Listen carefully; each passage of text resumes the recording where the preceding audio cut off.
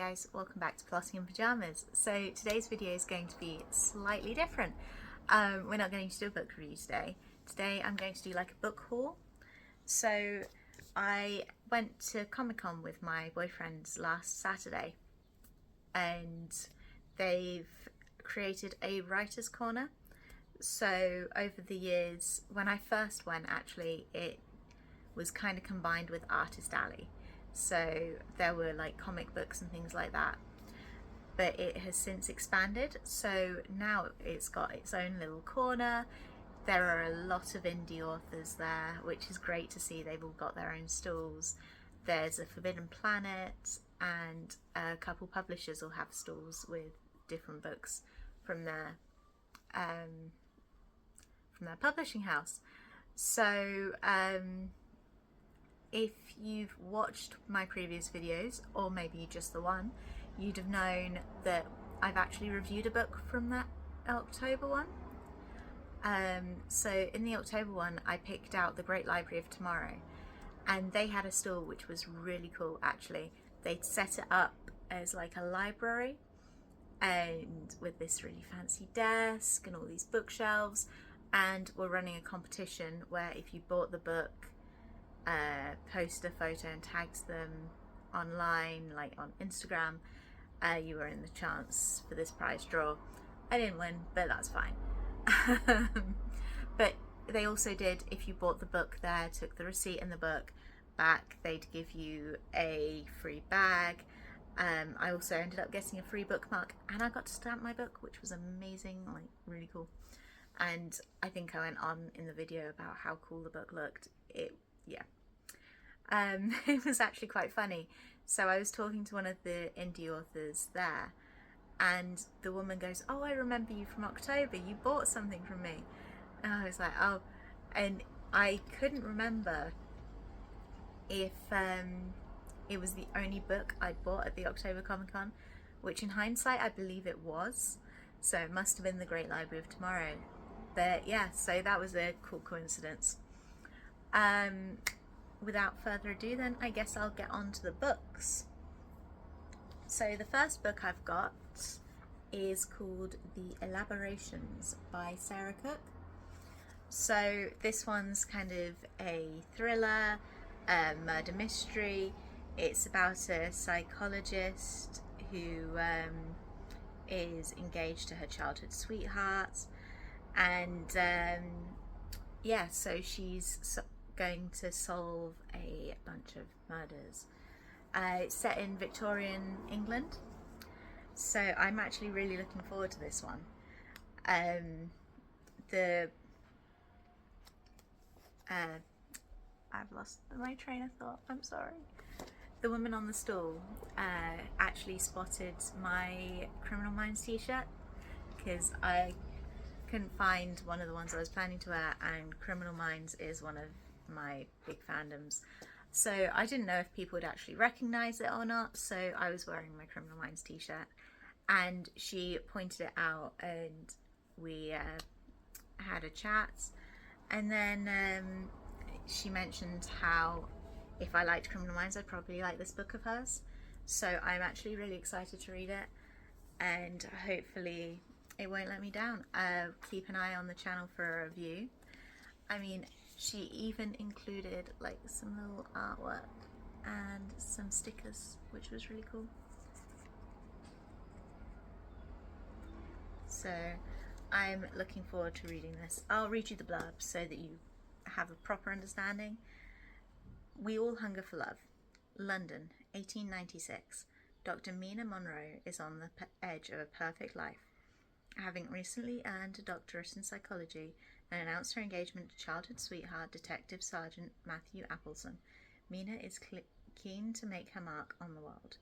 But her speciality in murder is scorned by her peers and deemed too unseemly a subject for a woman. Upon hearing the infamous murderer Julius Head, the supper club killer, is to be evaluated for trial, Mina sees this as an opportunity to develop and publish a thesis on killers and their psyches. Without telling Matthew, Mina starts meeting regularly with Julius to understand his reasoning, his history, and his alluring mind.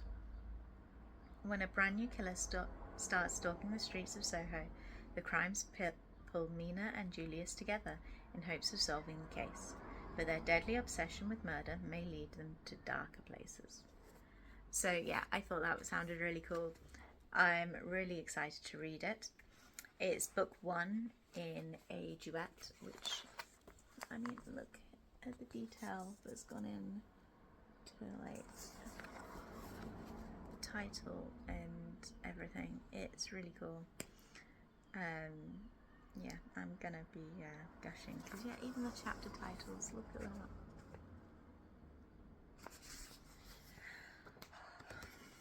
So yeah, I'm looking forward to reading this one, and you'll have to watch out for the review. It'll probably be in a couple months' time. It depends on how fast I get through my TBR. Yeah, my TBR pile is growing every time I go out. So the next one I actually got from the Illumina Crate stand. So I'm looking into them because that could be pretty cool. But we'll see. We'll see if if I do, I'll give you like a update on what they're like, because it's a book subscription service from the sounds of it. So yeah, it sounds cool. But on their stand, I saw some really pretty books, and this one was actually the one I was drawn to first, so it was the one I ended up going back to in the end. So for a few minutes I am going to gush over how pretty it is. I mean, look at this. I love like the gold foiling around the edges, and it's on the back as well, because it catches the light and it's just so pretty. And then the colours, that is like the gradient there, that's so pretty. And how they've got all the little lights and all the bookshelves, and there's even gold on the book here. And then one of the other things, so this is actually the first book I've got with the designs on here. However, I have got one that's just purple edges, but this one's actually got like little illustrations and their little books. Look at that. Like, you got a bookshelf on the side and then books on the top and the bottom, which is really cool, and it looks really like nice. And then if you take the main cover off, which I tend to do if I'm carrying it around in my bag, just because I don't want the main cover to get all battered. What's it called? I'm calling it the main cover. It's not the main cover. The sleeve. It's the sleeve. That's what it's called. But anyway, yeah. If you take that off, look at this.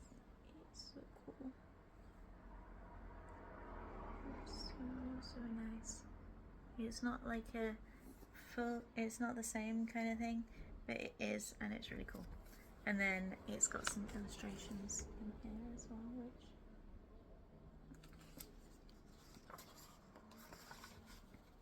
yeah, I think this one was one of the ones I was sold on, just the covers, which is not the best way to pick a book, but I treated myself to a pretty book, which sounds good anyway. So this one is more of a fantasy,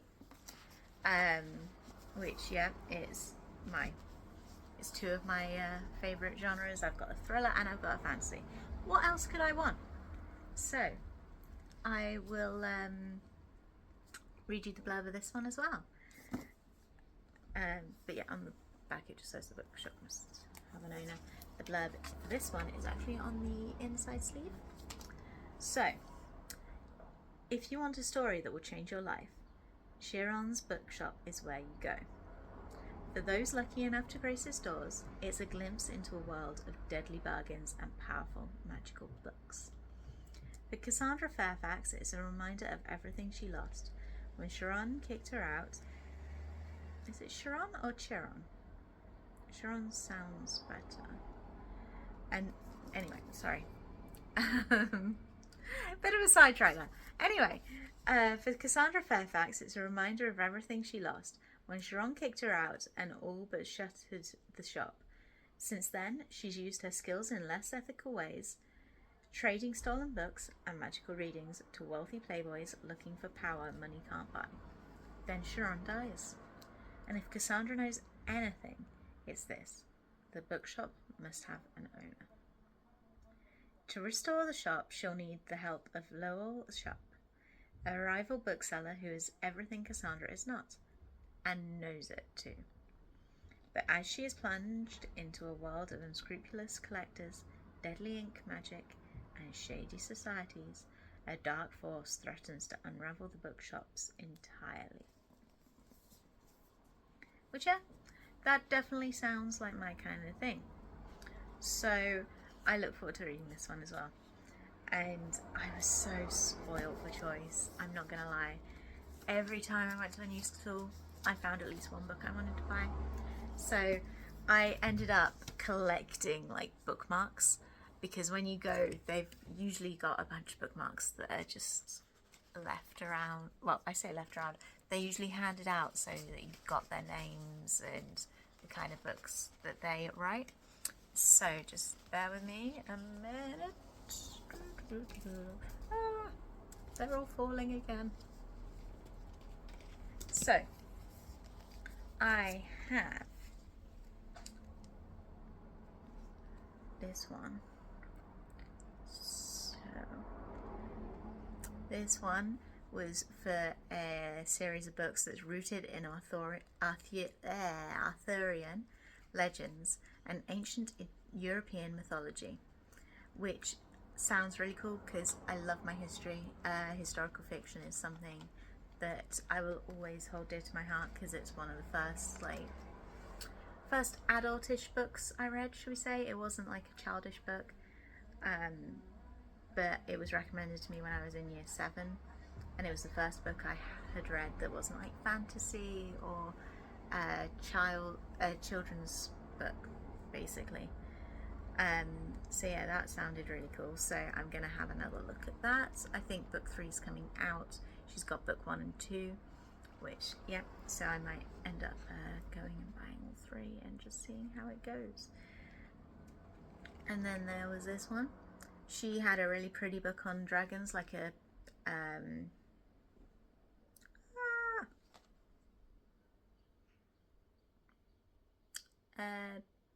collection of short stories, an anthology, that's what it is. She had an anthology on dragon stories, which I thought was really cool. In the end I didn't end up getting it, but then she's also got some other fantasy books, and that's what this bookmark is, one of her other fantasy books. So that's Helen Garraway. What else have I got?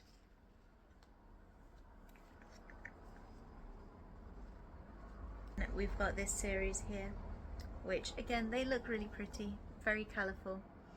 On the back you've got Readers Love the Witches of Woodville series, quotes from Goodreads reviews. So imagine a Terry Pratchett penned Ealing comedy directed by Tim Burton. Each book is better than the last, joyously balmy, truly magical. So yeah, another fantasy series that I was really interested in. So I might have to go and have a look at that. Another Wintershelm one. So this series was quite interesting. The first 3 in the book you don't actually have to read in order. You can read them in any order, so long as you then go on to the next 2 in order. But it's a dark paranormal thriller with a splash of romance, and when she was explaining it to me, it sounded really, really good. So I'm looking forward to reading those as well at some point. I will have to keep going back because obviously, like I said, I didn't have the budget for them, which is a real shame. And then I went to a stall that was for Stormfell Academy. So it's actually a German book that they've just translated into English. They are going to have a really nice covered version releasing in September, but at the stall they just had the paperbacks that had plain covers, and were talking to people about it, drumming up interest and things like that. I actually had quite a long chat with the girls on that stall about writing, about reading, just about everything to do with books, honestly, and it was really nice chatting to them. But for that stall, I didn't get a bookmark. I got a letter, And look, it's got like a little seal, which is really cool. Or at least I thought it was cool. And yeah, I had to try so hard not to rip anything when I was opening it because I didn't want to ruin it, and then I put it back together. But yeah, it's just a letter from the author talking about the book and his thoughts when he was creating it, which I think is really cool. So yeah, you can just see. Which yeah. So I could go and pre-order it, which was great. So I might do that. I might treat myself to a book this September. So yeah, I really enjoy going to Comic Con and getting to chat with everyone there, especially talking about books that people have released, talking to the writers, because usually they are avid readers as well, and it's nice to hear their thoughts and learn their process. And yeah, everyone there kind of understands that there are a lot of books, so it's hard to make a decision, which is why they start handing out the bookmarks, because obviously you aren't going to get all of them. No one can get all of them as much as we'd like to, but it's nice to hear all the different stories that are coming out and learn a bit more about what's available out there. And like I said, I've now got about however many this is, my little pile. I've got so many potential books to go and read and look at, and just a bunch of series that I think could be really cool. So I'm going to be spending a lot of money on books from the looks of it. Lots. Anyway, I will leave it there so I don't bore you with more talk about all the books that I could have bought and didn't. But I mean, I got some good ones, so I'm really excited. Keep an eye out for further videos where you will see the reviews of that. I will have another review for you coming out in 2 weeks, I believe. I think the next one will be How to Kill Your Family. Obviously, it is not an instructional book, but yeah, it's a mixed review from me on that one, but you'll have to wait until that comes out in a couple weeks' time.